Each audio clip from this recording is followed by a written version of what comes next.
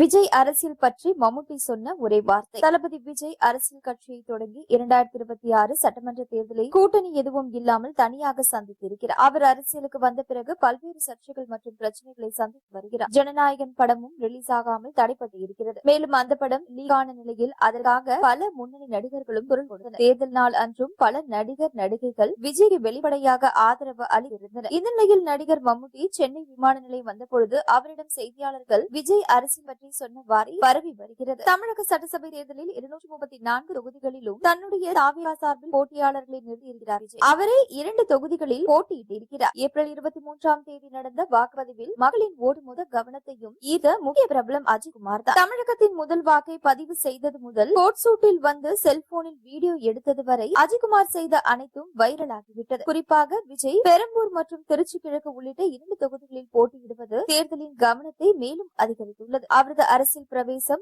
ஆரம்பத்திலிருந்தே திமுக கட்சியை விமர்சிக்கும் நிலைப்பாட்டை எடுத்திருந்ததால் இம்முறை தேர்தல் அவர் எந்த அளவிற்கு தாக்கத்தை ஏற்படுத்துவார் என்ற எதிர்பார்ப்பு அதிகமாக உள்ளது. படப்பிடிப்பு காரணமாக சென்னை வந்திருந்த மம்முட்டியிடம் செய்தியாளர்கள் தமிழக தேர்தல் நிலைமை, கேரள அரசியல் சூழல் மற்றும் விஜயின் அரசியல் நடவடிக்கைகள் குறித்து கேள்வி எழுப்பினர். இதற்கு பதிலளித்த மம்முட்டி, எனக்கு ஒன்றும் தெரியாது என்று சுருக்கமாக கூறி சிரித்தபடியே அங்கிருந்து நகர்ந்தார். அவரது இந்த ஒரே வரி பதில் எந்தவித அரசியல் கருத்தையும் வெளிப்படுத்தாமல் இருந்தாலும் சமூக வலைதளங்களில் பல்வேறு விளக்கங்களுடன் பரவி வருகிறது. விஜய்க்கு அரசியலில் ஒன்றும் தெரியாது என்று கூறிவிட்டார் மம்முட்டி என்று கலாய்க்கிறார்கள். அரசியல் பற்றி எனக்கு எதுவும் தெரியாது என்றுதான் மம்முட்டி சொன்னாரே தவிர விஜயை அவர் குற்றம் சொல்லவில்லை. எங்க அண்ணன் என்றால் மட்டும் வேகமாக வதந்தி பரப்புவார்களே என்கிறார்கள் விஜய் ரசிகர்கள். வாக்குப்பதிவு முடிந்துவிட்டது. மே 4ஆம் தேதி வாக்குகள் எண்ணப்பட்டு முடிவுகள் அறிவிக்கப்படும். இந்த நேரத்தில் கடவுளே, எங்க அண்ணன் கட்சிதான் வெற்றி பெற்று ஆட்சியை பிடிக்கணும் என்று விஜய் ரசிகர்கள் பிரார்த்தனை செய்து கொண்டிருக்கிறார்கள்.